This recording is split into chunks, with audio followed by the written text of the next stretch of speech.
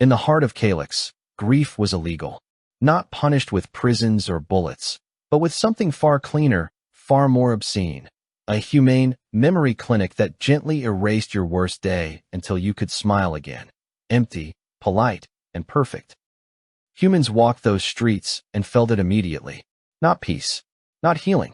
A city full of living mannequins. Parents who forgot their own children. Survivors who carried scars, but no stories. An entire civilization lobotomized by kindness. Then the alarms went off in a transit corridor. The crowd moved like a machine, guided by soft lights and calm instructions, until one restored citizen stopped walking.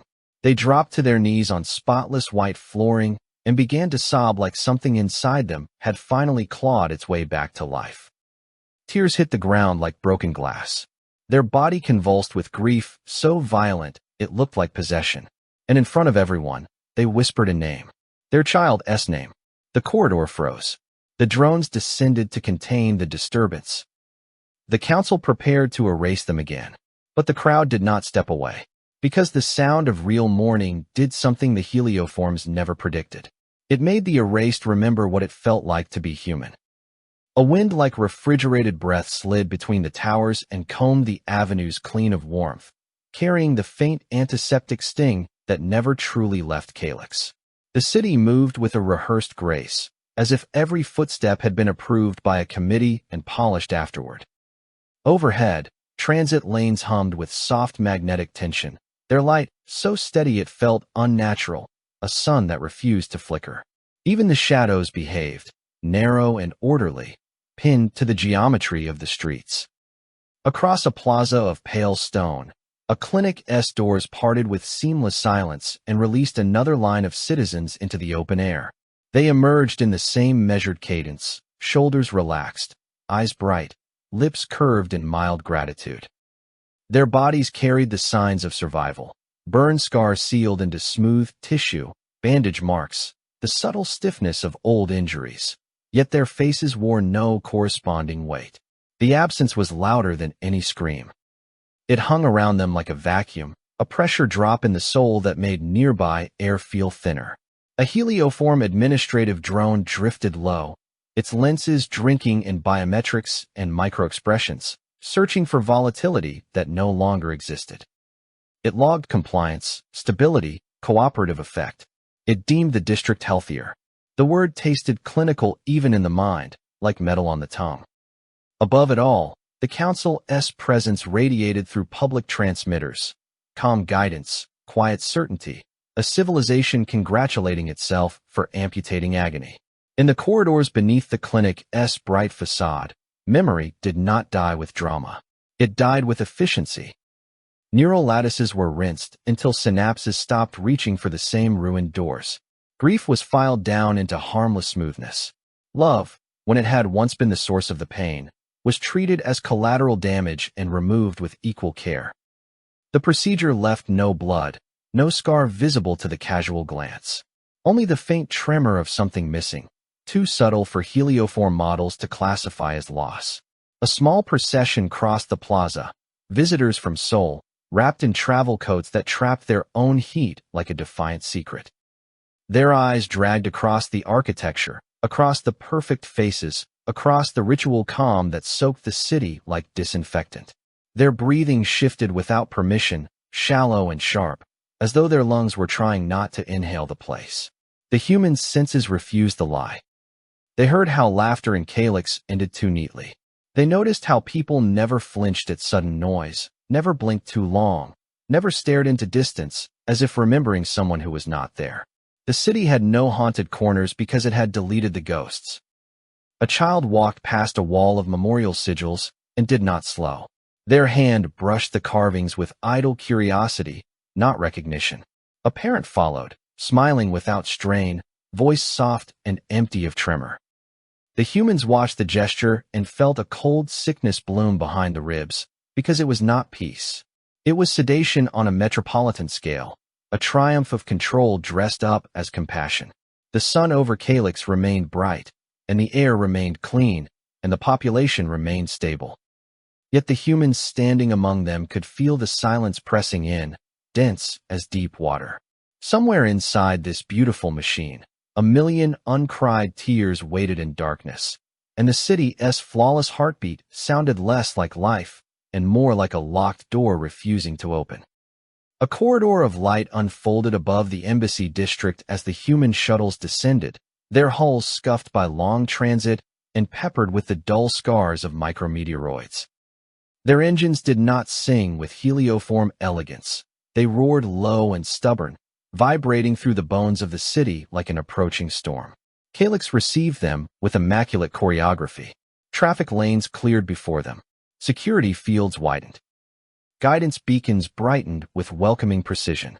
Every system reacted as if humanity were another approved shipment arriving on schedule. The humans stepped onto polished platforms that reflected their silhouettes too sharply, as if the city wanted to copy them. Air washed over their skin in a perfectly filtered breath that carried no dust, no smoke, no rot, none of the honest scents that usually clung to civilization. The temperature held steady at a comforting median, maintained by invisible regulators. Even the gravity felt tuned, gentle on the joints, designed to make strain impossible. Kalyx did not simply shelter bodies, it curated them. They came in respectful numbers, under banners of treaty compliance and cultural exchange, their credentials stamped and verified before their boots left the ramp. Their posture remained disciplined, their movements deliberate, but their eyes betrayed the animal unease that no training could silence. They scanned the sky bridges and the mirrored plazas, the vertical gardens arranged like decorative algorithms, the soft pedestrian flow that never collided or hesitated. Their instincts kept searching for the grime of struggle, the rough edges of survival, and found only shine. Helioform escorts, tall, pale, and almost too symmetrical, guided them with courtesy so flawless it felt anesthetized. The escorts' voices carried through translators as calm tonal waves, an unbroken promise that everything here was safe, balanced, optimized. The humans listened, nodded, observed. They had seen propaganda before. They had built it. They recognized when a society was trying to convince itself.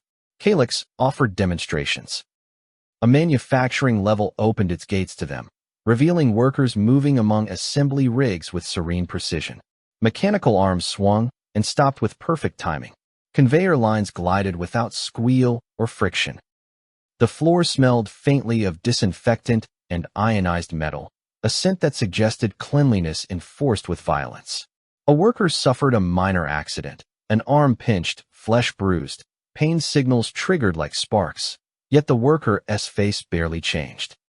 Medical drones flowed in, efficient as blood cells, and the worker was led away with a gentle smile that arrived too quickly, too neatly, like a stamp pressed onto wet ink. Minutes later, the same worker returned. The bruise remained, visible beneath translucent skin, but the eyes had become bright and painless, reflecting overhead lights like glass.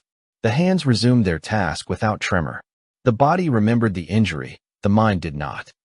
The humans watched this with a tightening in the throat, because it looked like bravery and felt like execution. They were brought to a residential tier where families lived in apartments sculpted from quiet luxury. The air there carried a faint floral sweetness pumped through vents. Furniture sat in perfect alignment. Walls displayed photographs in neat sequences, births, gatherings, anniversaries, faces locked in frozen joy. But when residents passed these images, their gaze slid over them without catching. A child paused at a portrait that should have anchored their life and instead tilted their head with polite curiosity, as if admiring an artifact in a museum. In one home, a commemorative frame held an image of a small being in ceremonial clothing, eyes wide with mischief, hands lifted mid-laughter. The human delegation's attention snagged on it like a hook in the heart. The adults living there moved past the frame without slowing, their smiles soft, their movements gentle. Their bodies performed affection while their minds stayed untouched by history. The room felt full of invisible screaming. The helioforms called it a mercy. They invited the humans into a civic hall where the council broadcast its accomplishments. The chamber gleamed with pale ceramic surfaces that swallowed sound, until even footsteps seemed reluctant to exist. Holographic graphs rose in the air, beautiful as art, showing downward curves and stabilized lines. Violence reduced beyond measurable thresholds. Social unrest collapsed into nothing. Self-termination rates approaching statistical absence. Productivity rising. Civic harmony sustained across entire districts without fluctuation. The council did not gloat, because gloating implied emotion. It presented success as inevitability, as if the universe itself preferred order. Compassion, it explained through carefully translated phrasing, was the elimination of unnecessary suffering. Mercy was subtraction. Healing was removal. The council's logic clicked into place like a lock turning. The humans endured the presentation with faces held still by discipline, but inside them something fought to stand up and howl. Their minds ran their own numbers, unofficial, unspoken, carved from ancestral memory. They counted what the graphs did not show: the vanished personalities, the erased songs, the extinguished rage that once fueled rebellion and invention. They imagined an entire people hollowed out, and then congratulated for being quiet. The city around them confirmed the data with relentless consistency. On a transit spine, humans watched commuters disembark in smooth streams. No one rushed. No one argued. No one clutched their chest in sudden panic. When a transport car shuddered from a minor system hiccup, passengers blinked once and continued reading their devices, their calm unbroken. Humans knew what a crowd should look like when something goes wrong. They knew the microsecond where fear becomes a wave. Here, fear had nowhere to grow. It had been sterilized. In marketplaces, vendors exchanged goods with customers who smiled in the same quiet shape. Their laughter sounded dampened, as if filtered through cloth. Music drifted from public speakers, pleasant harmonies engineered to smooth heart rates and reduce spikes in emotion. It was not art. It was sedation disguised as culture. The humans' stomachs turned at the sweetness of it, because they could taste the chemical edge beneath the melody. On a memorial avenue, stone pillars displayed the names of those lost to disasters, wars, accidents, names carved with careful reverence. Citizens walked between the pillars with soft expressions, acknowledging the structures as one might acknowledge weather. A few placed flowers at the base, their gestures correct and empty. Grief did not rise in their throats. It had been extracted long ago. The avenue felt like a graveyard where the dead were not allowed to be missed. Helioform officials continued to host with impeccable hospitality. They offered nutrient beverages balanced to human metabolism, garments tuned to comfort, rest chambers adjusted to human circadian rhythms. They even provided curated recreation, scenes of simulated nature rendered with perfect sunlight and harmless insects. Kalyx did not understand that humans did not always want comfort. Humans sometimes sought pain the way a starving body sought salt, because pain confirmed the boundary of the self. Among the human delegation, the quiet shifted. They began to move differently, no longer merely observing, but mapping. Their eyes tracked camera nodes embedded in architecture. Their ears noted the rhythm of patrol drones. Their fingers brushed wall seams, measuring maintenance access points. They memorized the locations of clinics, their entrances disguised as wellness centers and civic support hubs. The helioforms assumed they were impressed, gathering information for cultural appreciation. The humans were learning where the city kept its knives. Some of them carried micro-archives hidden beneath medical certifications. Data crystals no larger than a fingernail, wrapped in sterile casing. Inside were records of human trauma therapies, case studies on grief integration, neural resilience patterns, ancient philosophies that refused the lie of painless living. The humans did not call these weapons. But in a city that killed pain like an infection, memory itself had become contraband. They toured an absolution facility under official supervision. The clinic smelled of clean ozone and antiseptic, bright enough to sting the eyes. White corridors stretched with no corners dark enough for fear.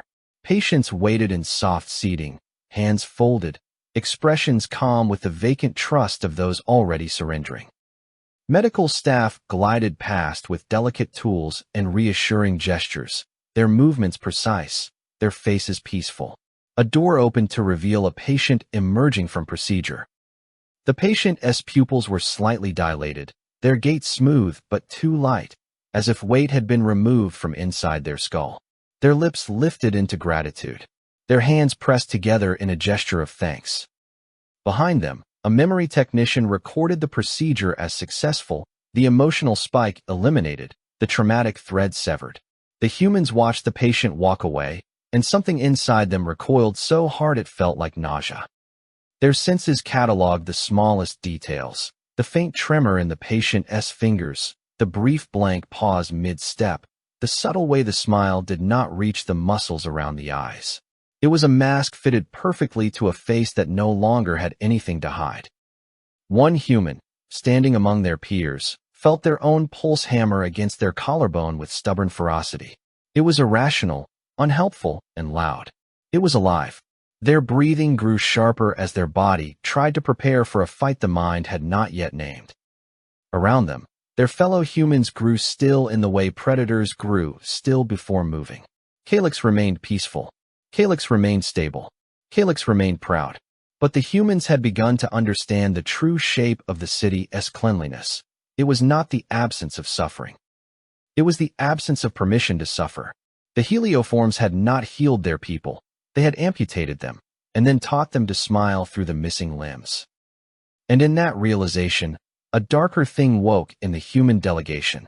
Not hatred, not aggression, but a fierce, terrifying empathy. The kind that refused to accept a world where love could be erased for the crime of hurting. In the heart of the perfect city, the humans kept their faces calm and their voices polite, while inside their ribs the ancient human instinct to run toward the wounded began to gather its strength, heavy as thunder behind a closed door. The human delegation filed out of the civic hall with the same controlled posture they had worn inside it, their steps quiet against the ceramic floor, their expressions neutral enough to satisfy every watching lens. Outside, the city's air met them like chilled silk, perfectly filtered, perfectly balanced, carrying the faint chemical sweetness that tried to convince the lungs nothing here could ever rot. Kalyx kept shining. The towers kept their symmetry. The streets kept their serene flow. But something in the humans had shifted from observation to decision, and the shift carried the weight of an incoming tide. They did not argue with the council. They did not throw accusations into public channels. They did not perform outrage for the cameras. Outrage would have been bright and brief, a flare that burned up and vanished, leaving nothing but a scorched afterimage. What settled into the human chest was heavier, slower, and far more dangerous. It was sorrow, dense and quiet, like wet earth packed onto a coffin lid. It was the kind of grief that had followed humanity through centuries of war and plague, the kind that had crouched beside hospital beds and refugee camps, the kind that had watched entire cities turn to ash and still whispered that living mattered anyway. Kalyx expected protests. Kalyx expected departure. Kalyx expected compliance. Instead, the humans stayed. They remained within the embassy district longer than scheduled. They extended cultural permits. They requested additional observation windows, more tours, more access. Their paperwork came flawless, stamped and validated and utterly boring, the kind of bureaucratic fog that even helioform intelligence treated as harmless. The humans wore their politeness like camouflage. They smiled when required. They thanked their escorts. They accepted curated meals and climate-controlled rest. They let the city believe it had pacified them with comfort. And in the sealed spaces behind embassy walls, they began to bleed the truth out into action. Small vessels arrived in the cargo lanes that fed the district's maintenance arteries. Their manifests declared medical freight, humanitarian supplies, museum-grade cultural archives. Containers slid off transports with gentle hisses of pressure equalization, their surfaces marked with sterile symbols and harmless codes. Helioform scanners swept them, confirmed compliance, moved on. Kalyx saw only lawful exchange. Inside those containers, the air tasted different. It carried the faint tang of iron and ozone, the smell of machines running hot and human bodies running hotter. There were therapists who had treated soldiers whose minds still echoed with artillery.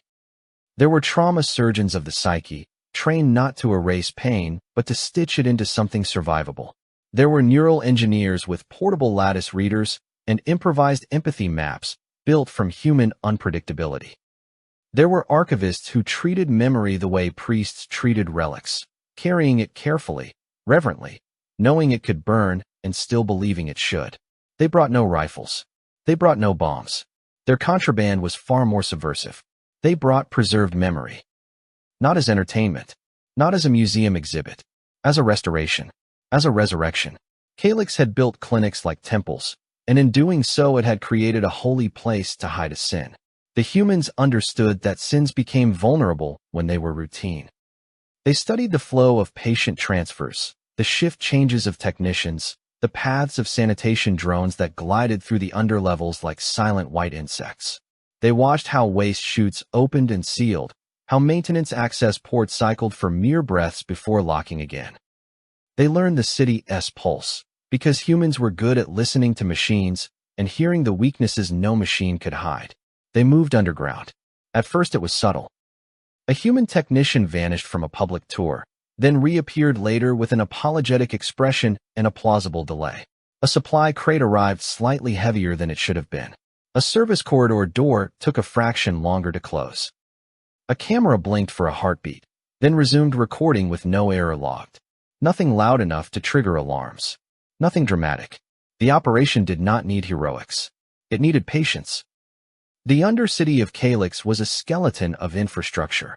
Ventilation shafts breathing cold air, coolant channels that hissed behind paneling, cable nests running like veins beneath the streets. The place smelled of lubricant and sterilizer, a clean chemical bite that sat sharp in the nose. Sound behaved differently down there, swallowed by insulation and metal ribs. Footsteps became soft thuds. Voices, when they existed at all, were reduced to breath and motion, because human mouths remained shut.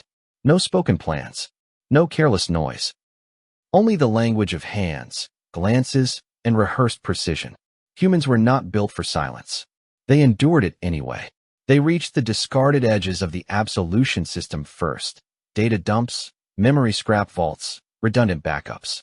Kalyx did not truly destroy what it erased. The helioforms were too practical to waste information. Pain was removed from citizens, but it remained archived as a civic hazard, cataloged and stored like radioactive waste. The city kept its grief in sealed compartments, convinced it would never leak. The humans cracked the seals. They found memory fragments preserved in crystalline lattices, flashes of burning transit cars, collapsing towers, the smell of smoke in a mouth, the sensation of fingers slipping from a grasp. They found recorded names, names marked irrelevant, tagged for deletion. They found images of faces that had been loved beyond reason, now filed as destabilizing influences. The data was cold, inert, perfectly organized, and it made the humans feel sick because it proved the council understood exactly what it was taking. The helioforms had not erased pain by accident. They had erased it because it was inconvenient. The first time a human archivist extracted a full memory thread, the device warmed in their palm as if it were alive. The crystal glowed faintly, and inside it, trapped like lightning in glass, was a moment of loss so intense it threatened to leak through the human's own nerves. Even secondhand, it carried weight. Even distant, it carried gravity. The humans handled it anyway. Because humanity had carried worse. They carried it the way they carried their dead. With care. With trembling hands that refused to drop what mattered. In hidden rooms beneath maintenance hubs, the first restorations began. Not in grand surgical theaters, not under bright civic lights, but in cramped spaces where coolant pipes sweated cold and the air vibrated with the low hum of the city's spine. Portable neural readers unfolded like metallic insects. Human hands moved with practiced gentleness, aligning sensors against helioform skull plates, calibrating frequency bands, adjusting for alien synaptic geometry. The work required precision, but also something no helioform machine could replicate. Intuition born of empathy. The patients did not know why they had come. They had been guided through back routes by human volunteers, lured by careful phrasing in anonymous messages, an offer of truth, an offer of something missing. They arrived with soft smiles, polite eyes, and a faint unease they could not name. Their minds were smooth where they should have been scarred. Their personalities were stable where they should have been jagged. They sat down because humans asked them to. and because there was something in the human gaze that felt like a mirror catching light. The first patient's pulse rose when the memory lattice activated. The human therapist watched the alien's throat tighten, watched the hands twitch as if searching for something to hold. The therapist did not force the process. They did not flood the mind. They eased the gates open with the slow care used for fractured bones, knowing that healing required pain to be felt in measured doses. The restored fragment entered the helioform nervous system like a returning storm. A tremor ran through the patient's body. Their eyes widened. Their mouth opened, then closed again in a desperate attempt to maintain the city's trained serenity. Their breathing began to stutter, shallow and sharp. The human therapist remained still, grounded, refusing to panic, because humans had learned long ago that when someone's grief resurfaces, the worst thing to do is flee. The memory hit harder. The patient's hands clenched. A sound tried to rise in their chest, and failed at first, strangled by years of enforced calm. The room felt smaller. The air tasted suddenly metallic, as if the memory carried smoke into the present. The patient's gaze darted, searching the blank walls, searching for a door that could lead away from what was inside them. But there was nowhere to run. Humans understood that too. So they did the only thing that worked against grief. They stayed close enough to prove the patient was not alone. The restoration sequence stabilized, and the patient collapsed forward, shuddering, not yet crying, but breaking in slow internal fractures. The emotion did not arrive like a clean wave. It arrived like thawing ice, cracking loudly in the dark. The alien's face twitched into unfamiliar shapes. Anguish, confusion, longing. It was ugly. It was real. It was the first honest expression the city had allowed in years. Outside, Kalyx remained perfect. Inside the Undercity, humanity committed its quiet heresy. It did not worship comfort. It worshipped the person beneath the pain. And as more memory crystals were extracted, more names recovered, more fragments of love returned from the city's sealed vaults, the humans began to build something the helioforms had never planned for and could not model. A resistance made of tenderness, an uprising powered not by rage, but by the terrifying human refusal to let anyone lose themselves in silence. The first enforcement drones arrived without ceremony, sliding through service shafts on silent gravitic fields, their bodies smooth and white as surgical tools. They moved with the same careful precision as the clinic instruments, and their presence carried the same sterile promise: correction without cruelty, control without visible violence.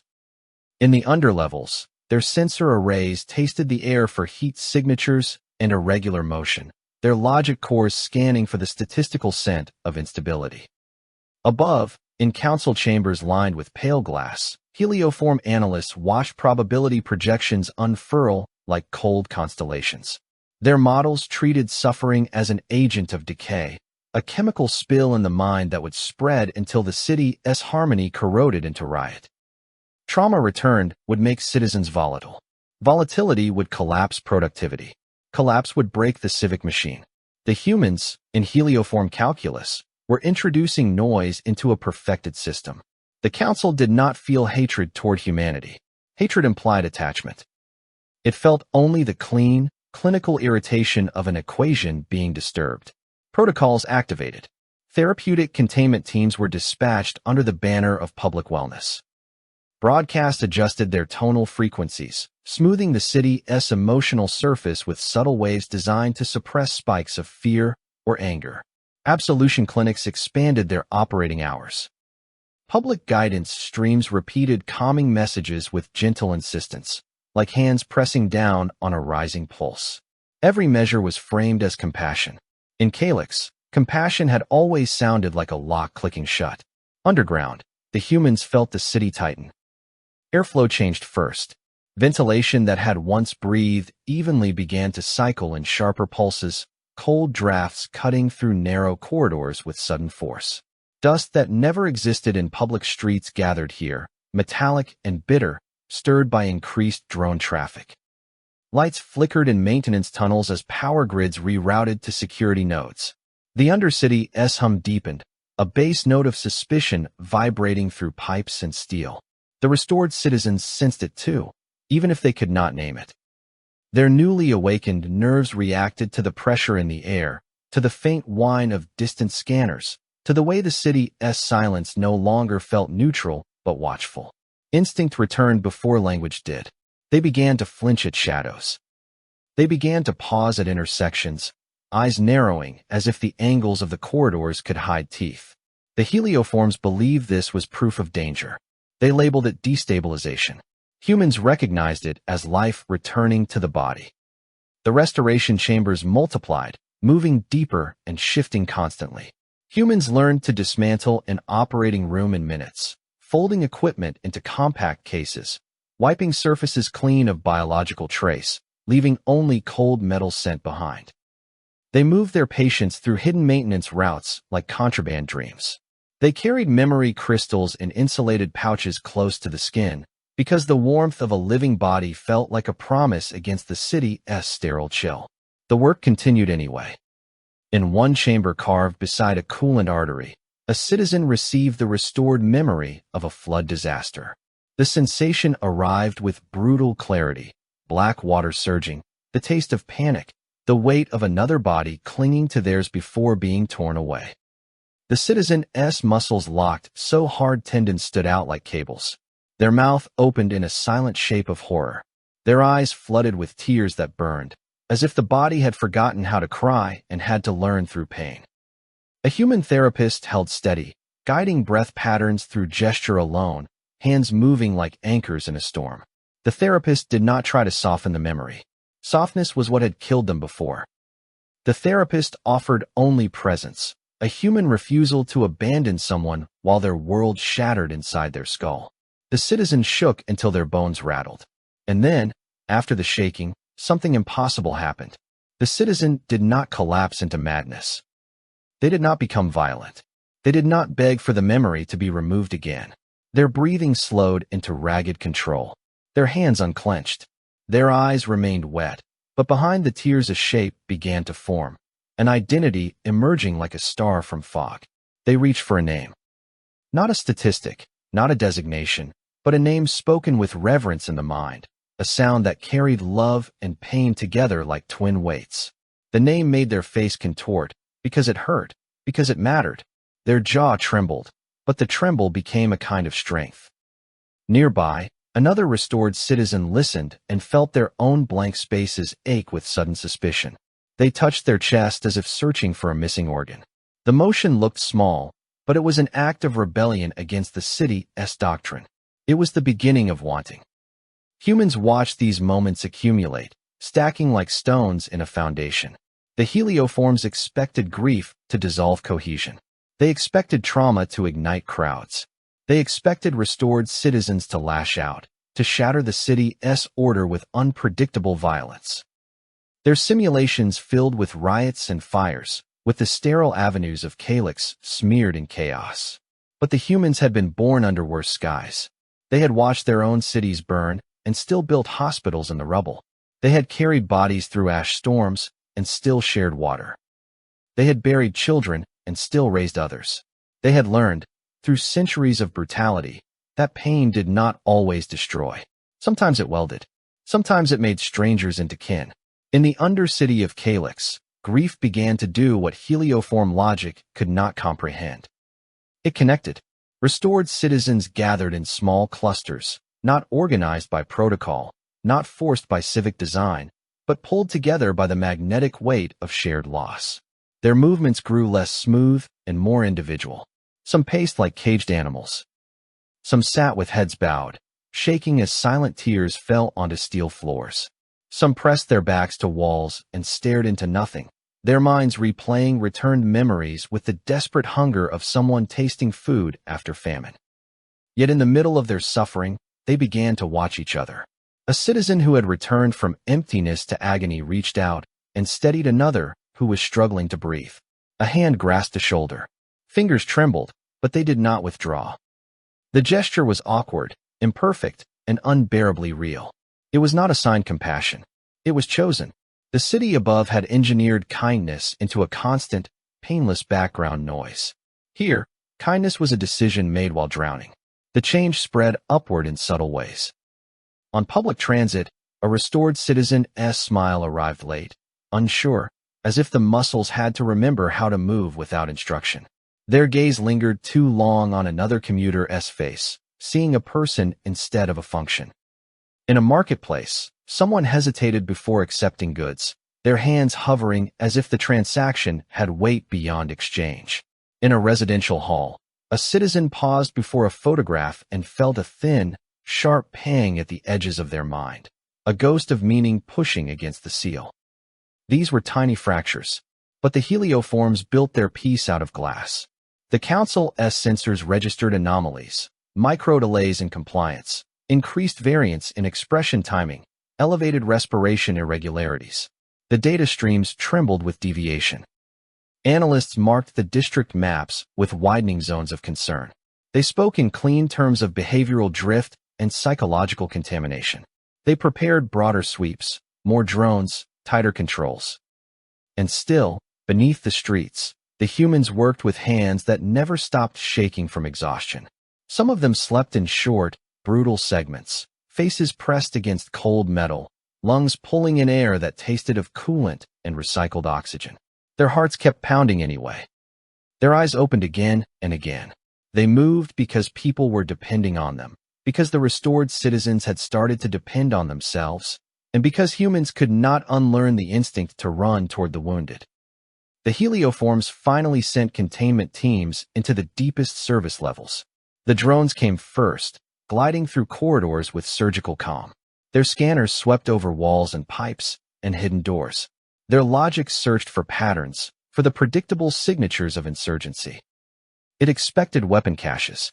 It expected explosives. It expected hatred. It found something worse.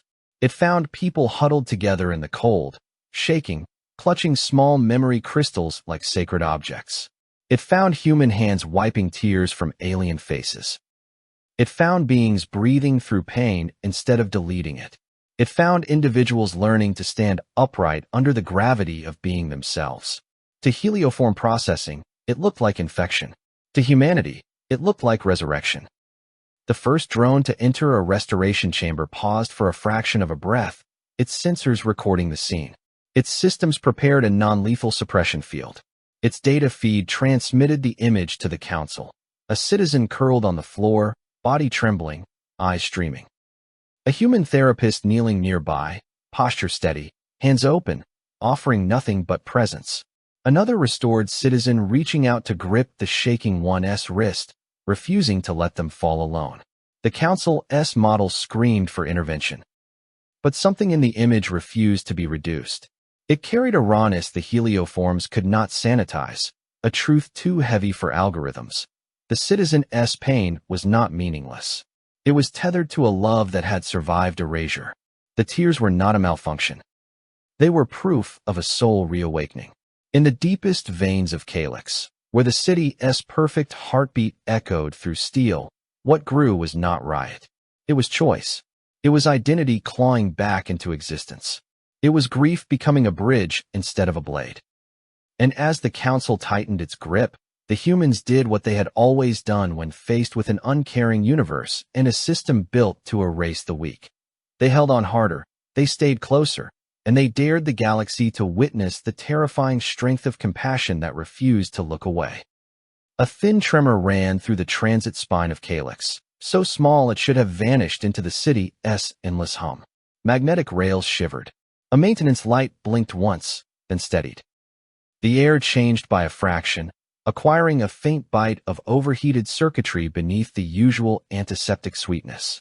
For helioform standards, it was a footnote, an acceptable deviation in a flawless machine. For a human ear trained by catastrophe, it sounded like a warning breath before a scream. Alarms did not howl the way they did on Earth. Kalyx did not believe in panic. Its emergency systems emitted soft tonal pulses, calm and persuasive, threaded into public speakers like lullabies. Guidance lights turned from neutral white to a gentle amber. Directional arrows bloomed along the walls with serene inevitability. Panels displayed evacuation routes with quiet confidence, as if danger could be solved through polite suggestion. The district obeyed. Citizens rose from benches and cafes with synchronized composure. Workers set down tools in perfect sequence. Families gathered without shouting.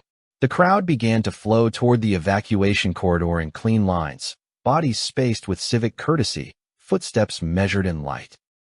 No one pushed. No one ran. No one looked back. The Council's surveillance arrays watched from above and registered triumph. The predictive model stabilized. Civic harmony held. The system was proving itself again, a civilization so efficient it could evacuate without fear because it had surgically removed the part of the mind that feared. Then the restored citizen entered the stream. They were indistinguishable at first glance. Same tidy attire, same calm posture practiced in public tiers. Their breathing remained controlled. Their eyes held the polite sheen of compliance. They walked with the crowd, guided by arrows and soft tones, moving as the city demanded. But beneath the surface, the restored citizen's nerves were different now. They carried tiny scars of memory that could not be seen by drones until they began to burn. Their mind had seams where sealed doors had been forced open. Their heart contained an organ Kalyx had tried to excise, grief, integrated and alive. The corridor narrowed ahead, its walls bright and smooth, its ceiling lined with emergency luminance that refused to flicker. The air grew colder as evacuation systems increased ventilation, pumping in clean oxygen at an exact ratio. The smell of disinfectant thickened. The sound of the crowd's footsteps became a soft, uniform rush, like rain falling on metal. The restored citizens stepped into the corridor, and the world snapped sideways. The emergency signage glowed in their vision, and the shapes were wrong only in the way a dream was wrong. A symbol meant to reassure instead sliced through them like a blade of recognition. The soft alarms pulsed against their skin, and in those vibrations their body heard something else, a different alarm, older, harsher, screaming through smoke. Their throat tightened. A taste rose in their mouth, metallic and sour, as if blood had suddenly remembered how to exist. The clean air became choking. The corridor's smooth walls became slick with imagined soot. Their fingers tingled with phantom heat. The city's perfect lighting wavered in their perception, replaced by flickering orange reflections that did not exist here. Their mind did not conjure fear. It conjured history. They saw a corridor like this one, years before, filled with running bodies and sharp shadows. They felt a small hand in theirs, warm and trembling, a grip that had been desperate and trusting all at once. They heard their own breathing then, ragged and animal, pulling smoke into lungs that burned. They remembered the weight of responsibility pressing harder than gravity. They remembered turning their head for a heartbeat, just a heartbeat too long. The grip had vanished. The restored citizen's steps faltered. The crowd continued to move around them with polite spacing, barely adjusting, as if the flow itself would correct any deviation. Guidance lights insisted forward. Arrows promised safety. The Council's systems whispered calm. But the restored citizen stopped walking. Their muscles locked as if the floor had become glue. Their chest heaved once, then again, each inhale cutting deeper, because oxygen could not fill what grief had carved out. Their eyes widened, not in terror of the present, but in collision with a past that had been stolen and now returned in one brutal wave. They did not obey the lights. They did not follow the arrows. They dropped to their knees on pristine flooring with the suddenness of a body losing all structural support. The impact echoed through the corridor like a gunshot in a temple. The sound snapped a few heads toward them, but the faces that turned were still smooth, still polite, still incapable of understanding what they were witnessing. The restored citizen's hands pressed against the floor as if trying to anchor themselves to reality. Their shoulders began to convulse. Their spine bowed under an invisible weight. The first tears fell in thick drops that struck the polished surface and shattered into tiny, glistening fragments. The city had designed its floors to be easy to clean. It had not designed them to hold grief. The tears kept coming, unstoppable and violent, as if the body were purging years of enforced emptiness in a single eruption. The restored citizen's breathing broke into harsh, uneven gasps that scraped the throat raw. Their face contorted into expressions Kalyx had outlawed, anguish sharp as broken glass, longing so deep it looked like hunger, a pain that did not seek to be managed but demanded to be acknowledged. They rocked forward, collapsing further, because upright posture was impossible when the soul finally remembered what it had lost. Around them, the crowd slowed. Not out of panic, out of confusion. The citizens of Kalyx had been trained to interpret tears as malfunctions, as civic hazards. Their minds searched for the correct protocol response and found none. The city's comfort algorithms offered soft tones and gentle lights, but the tones sounded suddenly hollow against the raw animal sound of someone breaking open. The restored citizen's mouth opened, and a sound escaped that no machine could sand down. It was not a scream. It was a name torn from the deepest vault of the mind, dragged upward through nerves and blood and breath until it emerged as a trembling, sacred thing. The syllables hit the air with the force of a prayer spoken in ruins. They carried love. They carried loss. They carried the unbearable proof that someone had once existed, someone worth remembering, someone whose absence was not a statistic but a wound. The corridor froze. Even the guidance arrows seemed to hesitate, glowing in mute insistence, as if uncertain how to command a person who had chosen pain over obedience. The crowd stood suspended in their orderly evacuation, bodies arranged like mannequins caught mid-step. Drones hovering near the ceiling adjusted their positions, sensor arrays widening, trying to classify the event. Their logic cores flagged emotional instability. Their containment protocols prepared to deploy, yet the restored citizen did not stop. Their hands clawed at their own chest as if trying to dig out the missing years. Their throat worked around sobs that rose like tidal waves. Their tears pooled on the floor, reflecting the corridor's perfect lights and fractured, trembling stars. The name came again, broken by grief, repeated with desperate reverence, as if saying it enough times could resurrect the small hand that had once been there. In distant council chambers, analysts watched the feed and felt no emotion, but their models faltered. The graphs they trusted began to tremble with an unplanned spike. A single citizen had become a variable too complex for their equations. The event was not violence. It was not riot. It was not sabotage. It was humanity's weapon, the one no civilization had ever successfully disarmed. The refusal to forget love, even when love hurt. The enforcement drones descended, smooth and sterile, ready to apply suppression fields designed to dampen emotional peaks. Their emitters warmed, generating waves meant to smooth the mind back into compliance. The field rolled toward the restored citizen like invisible fog. It touched them, and it failed. Not completely, not magically, but in the way water failed to drown a fire already fed by decades of stored fuel. The restored citizen's grief did not spike and vanish. It did not obey the engineered slope back into calm. It remained, heavy and steady, anchored by something more stubborn than pain. Memory, personhood, a soul that had been returned and would not be erased again without a fight. The drones hesitated, their systems confronted by a phenomenon they were not built to handle. Suffering that did not turn into chaos, but into clarity. The citizen's sobbing was not random noise. It carried a shape, a meaning. It was grief pointing directly at what had been stolen. The crowd watched. They did not rush to help, because they had not been taught how. They did not flee, because they did not feel fear. They simply stared, their calm faces reflecting the scene like blank mirrors.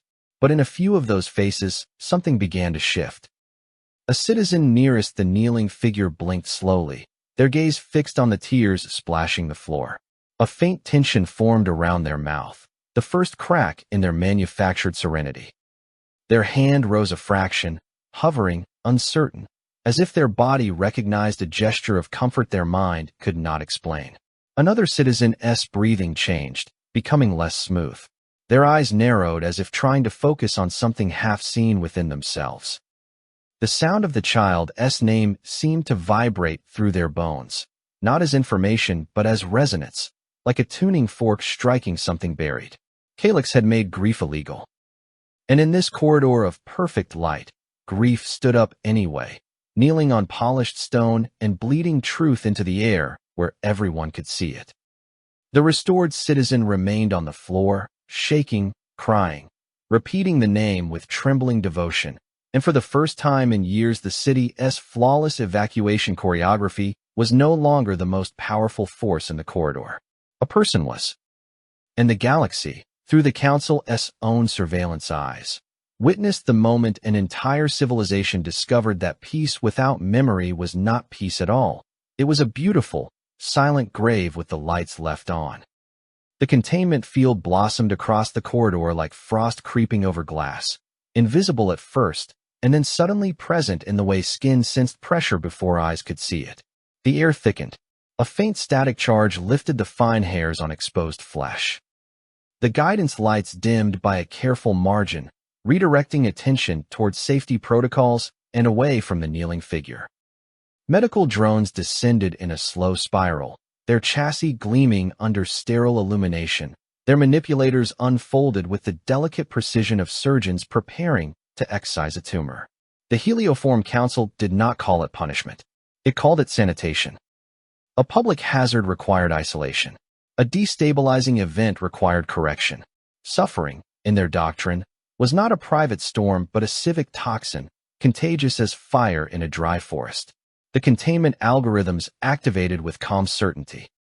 Suppression waves prepared to smooth the air, dampen the nervous systems of every citizen in range, erase the spike from the city's perfect emotional surface. The drones moved closer.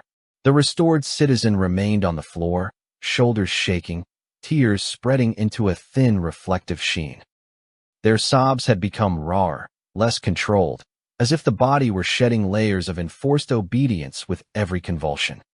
The name they had released into the corridor still hung in the air, vibrating against the polished walls, refusing to fade like a sound that had found something in the architecture worth haunting. The crowd did not disperse. Their evacuation training insisted that they should. The guidance arrows glowed with serene authority. Civic tones whispered calm compliance. Yet the citizens stood in place, arranged in a frozen stream, and something in the space between them began to thicken into a presence the council could not model. It was not rebellion in the helioform sense. No banners, no chants, no organized defiance. It was attention.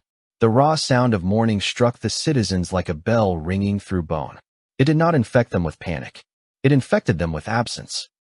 It made them suddenly feel the hollowness in their own skulls, the smooth, blank chambers where something should have been stored. The quiet inside them shifted from comfort to suspicion. The calm they had trusted began to feel like numbness. Their smiles began to tighten at the edges, as if the muscles could sense they were being used as disguises. A second citizen stepped out of the orderly line. The motion was small, almost accidental, but it tore the corridor's choreography open like fabric ripped by a single nail. The citizen moved closer to the kneeling figure with slow, uncertain steps. Their face remained soft, but their eyes sharpened with an unfamiliar hunger. Their breathing changed, becoming less perfectly regulated. In their chest, something twisted, not pain, not yet, but the tremulous beginning of recognition. Their mind did not remember a specific tragedy. It remembered that something had been taken. The citizens stared at the tears on the floor and felt their own throat tighten, as if mirroring a reflex.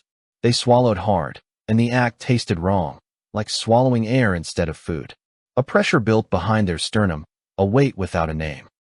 The council would have labeled it an early-stage emotional spike, a deviation. The citizen experienced it as the terrifying suspicion that they had once loved someone enough to be hurt by losing them. A third citizen followed. Their hands trembled as they approached, fingers twitching like the body was trying to recall a gesture from a deleted life. They reached out toward the kneeling figure, not to restrain them, not to silence them, but to make contact. Their palm hovered above a shaking shoulder, hesitating at the last moment as if touch itself had been outlawed by years of regulated serenity. Then their hand landed. The contact was gentle, awkward, and devastating. The restored citizen flinched, then leaned into the touch with the desperate relief of someone discovering they were not alone inside the storm. The third citizen's fingers tightened reflexively, holding on as if gripping something falling off the edge of existence. The corridor's air changed again. It filled with salt from tears, with heat from bodies, with the faint scent of sweat rising beneath the city's perfumed filtration. These were small human smells, primal and honest, the odors of mammals under stress. Kalyx had tried to scrub them out of civilization. Now they returned in a thin, unstoppable wave. The drones halted. Their sensors recalculated. Their suppression field detected multiple citizens exhibiting irregular emotional variants. The event was spreading, but not in the way the models predicted. There was no riot, no violence, no surge of aggression. There was only gathering, closeness, and the slow collapse of artificial calm under the weight of real connection. The council escalated. A stronger suppression pulse rolled down the corridor, a smooth pressure wave designed to reduce neural activity and dampen emotional peaks. It moved through the crowd like invisible fog, curling around ankles, climbing up through torsos, pressing against skull plates with calculated gentleness. It was engineered mercy, a hand over the mouth of the soul. The pulse hit the kneeling citizen first. Their shoulders jerked as if struck by a cold wind. Their sobs faltered for a fraction of a breath. The name in their throats stuttered. For an instant, the council's doctrine seemed to work, the machinery of oblivion tightening its grip. Then the citizen's grief surged back with renewed fury, not because they enjoyed suffering, but because the memory behind it was heavier than any field designed to suppress it. Love did not vanish because it hurt. Love did not obey civic regulations. Love was older than Kalyx, older than the council, older than any model that tried to reduce it to instability. The kneeling figure's hands clenched into the floor again, knuckles whitening. Their spine arched as if lifting against a crushing weight. Their mouth opened, and the name came out once more, rough and broken, but louder, no longer a fragile prayer, but a declaration of existence. The crowd reacted, not with fear, with awakening. Citizens who had never questioned their inner emptiness suddenly felt the suppression field pressing against something they had not known they possessed. The dampening wave made their chests feel tight, their throats dry, their heads strangely distant from their bodies. The sensation was subtle, but now it had contrast. Now it could be compared to something else, the raw, uncontrolled grief unfolding in front of them like a living storm. The dampening did not feel like comfort anymore. It felt like theft. The second citizen's jaw tightened. The third citizen's hand did not release. Another citizen stepped forward, and then another, drawn by a force older than civic logic, the instinct to witness, to hold, to belong. Their faces began to change, expressions slipping out of the city's taut shapes. Smiles faltered. Brows furrowed. Eyes widened with something fragile and sharp. Helioform enforcement units arrived at the corridor's edge, sleek and pale, their bodies shaped like shields without aggression. They projected barriers, attempted to redirect the crowd, to restore flow. The citizens did not comply. They did not resist violently either. They simply stayed where they were, their stillness becoming a wall stronger than any force field. At the far side of the corridor, humans stood in the shadows of a service alcove, watching with the exhausted focus of people who had been running without rest for too long. Their faces were drawn tight, skin pale under the sterile lighting. Their hands remained empty of weapons and full of tension. They did not cheer. They did not celebrate. They did not raise their arms in triumph. They knew better. They had learned, across their history, that victory was not a spectacle. It was a quiet thing purchased with sleepless nights and trembling hands. They watched the crowd's refusal to disperse and felt their chests ache with a familiar pain, the ache of witnessing suffering and accepting it as the price of being real. One human reached into a pocket and closed their fingers around a memory crystal, feeling its warmth against their skin, not as a threat, but as a promise. The human understood that this moment would spread faster than any underground network, because the council itself had recorded it. Kalyx had captured its own fracture in perfect high definition, and the galaxy would see what the helioforms had tried to hide. The recording escaped containment within moments, transmitted through civic channels before anyone could clamp down. It slipped into commercial relays, into diplomatic archives, into the unguarded corners of interstellar networks where curiosity lived. It moved across star systems like a fire catching dry atmosphere. Councils on distant worlds watched a citizen collapse under grief and did not look away. Empires that worshipped efficiency saw the cost of their own doctrines reflected in the tears on polished floor. Species that had sterilized their pain as a civic duty felt an uncomfortable stirring in their own blank places. The Helioform Council issued statements of stability and containment. It released carefully worded clarifications. It insisted that the incident was under control. It projected calm. The galaxy replayed the image instead. A kneeling figure on pristine flooring. Tears like shattered glass. A name spoken with blood and reverence. A crowd refusing to move away. A hand reaching out, trembling, choosing touch over obedience. The lesson landed without negotiation, heavy as a falling moon. Pain could be unbearable, but it was not the enemy. Grief was not a defect. A society that healed itself by deleting its people was not healed at all. In the shining megacity of Kalyx, perfection cracked wider with every replay, and through that fracture poured something messy and ferocious and sacred. The return of selves, the return of love, the return of the human truth that mourning was not decay. It was proof that something had mattered enough to hurt. And the universe, cold and indifferent, finally had to witness that there were beings who would choose that hurt anyway, because inside it lived the only thing worth saving.